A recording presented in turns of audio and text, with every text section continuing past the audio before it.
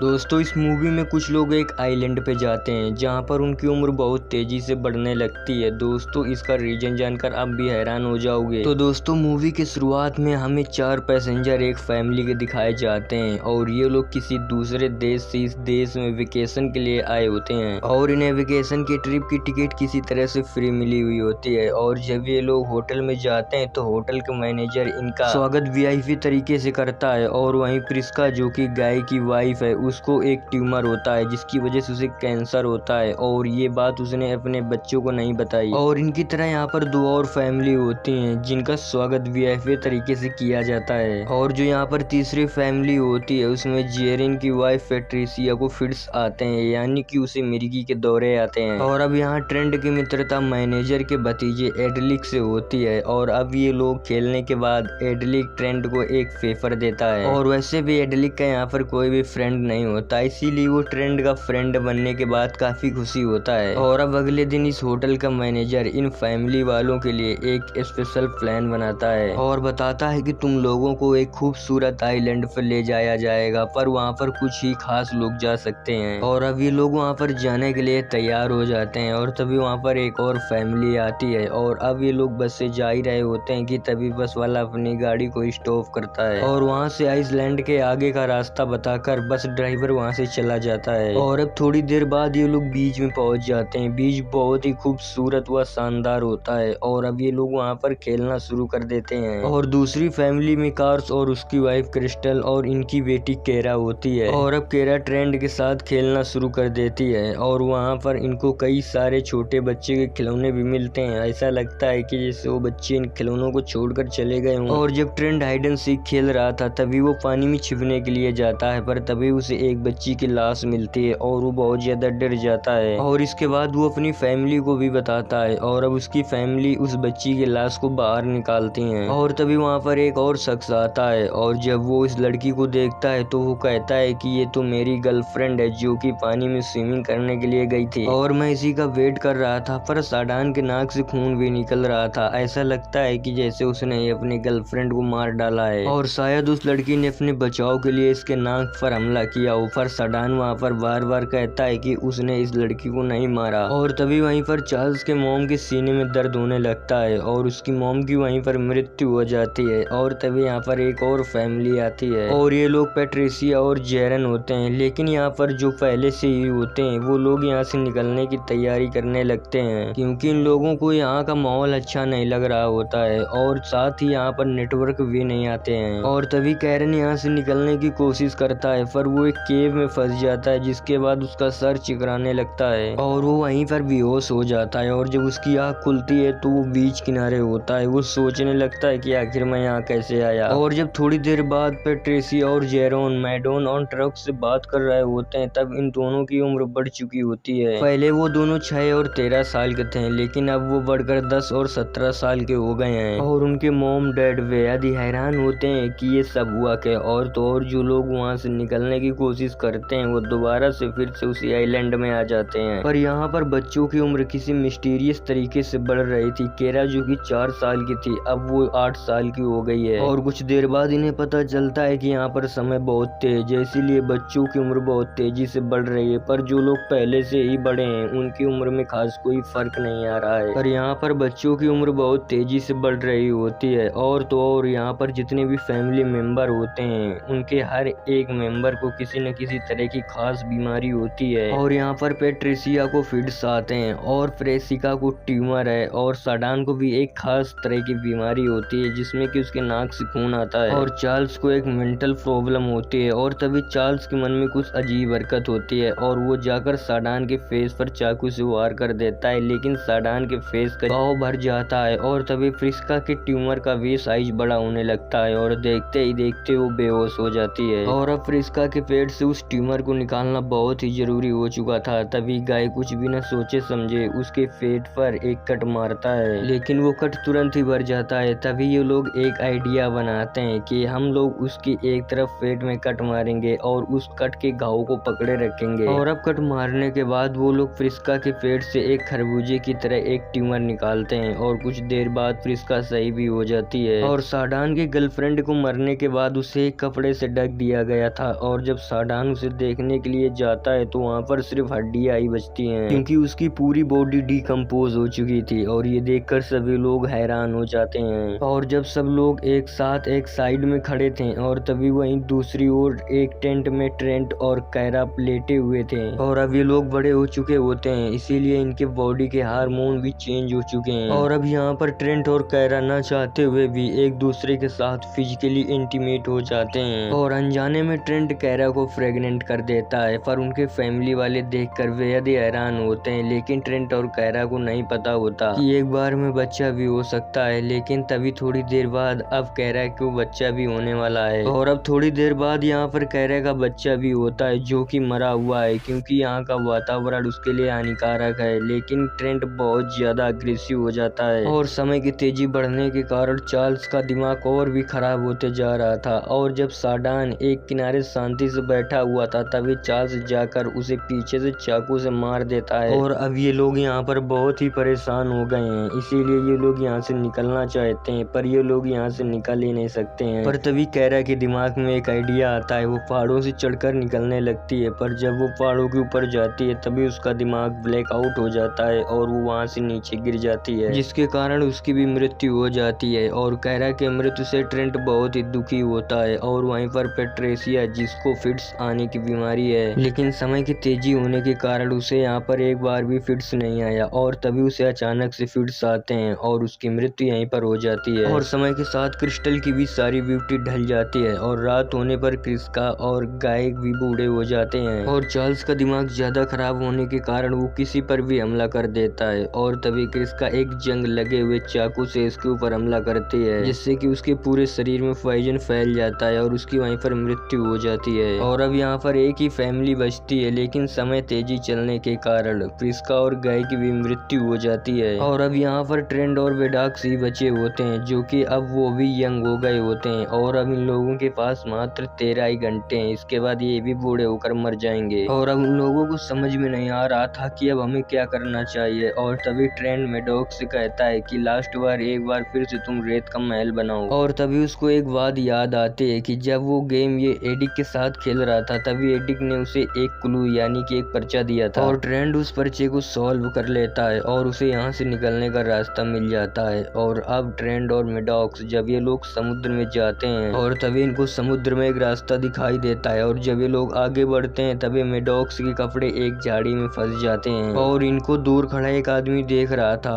और ये आदमी कोई और नहीं बल्कि बस का ड्राइवर ही था। और तभी बस का ड्राइवर किसी को बताता है कि यहाँ पर सिर्फ लास्ट में 2 ही लोग बचे थे, पर अब शायद वो भी मर चुके होंगे। और अब बस का ड्राइवर एक लैब में जाता है और इसे जानकर आप हैरान ही हो जाओगे। यहाँ पर जितने भी साइंटिस्ट और डॉक्टर होते हैं ये बीमारी का एंटीडोट बनाते हैं। और मेडिसिन का परिणाम सही है या गलत इन्हें ये जानने में कई साल भी लग सकते हैं। इसीलिए ये लोग उन फैमिली मेंबर को चुनते हैं जो कि किसी न किसी रूप से बीमार हों और उन्हें इस आइसलैंड में बुलाया जाता है, जहाँ पर उम्र लोगों की तेजी से बढ़ती है और ये लोग अपनी मेडिसिन का प्रयोग उन लोगों पर करते हैं। और अब अगले दिन वो मैनेजर एक और फैमिली का स्वागत करता है, लेकिन तभी ट्रेंट और मेडॉक्स आ जाते हैं, जिनको ये लोग मरा समझ रहे थे, बल्कि वो लोग उस समुद्र से बचकर बाहर आ गए थे। और अब ये लोग मैनेजर की पोल उन लोगों के सामने खोल देते हैं और साथ ही ट्रेंट और मेडॉक्स उन लोगों को अपनी घटना भी बताते हैं कि कैसे एक 4 साल का बच्चा एक वयस्क आदमी बन गया। और आखिरकार ये लोग सही सलामत बच जाते हैं। और दोस्तों इसी के साथ इस मूवी का एक्सप्लेनेशन समाप्त हो जाता है। दोस्तों ये थी सन 2021 की ओल्ड मूवी। और दोस्तों आपसे एक सवाल, क्या आपको अगर ऐसी जगह में जाने का इनविटेशन मिले तो क्या आप जाना चाहेंगे? हमें कमेंट कर जरूर बताएं। और अगर वीडियो अच्छा लगा हो तो यार वीडियो को लाइक कर दो। और अगर आप इस चैनल पर नए हो तो साथ ही हमारे चैनल को सब्सक्राइब कर लें।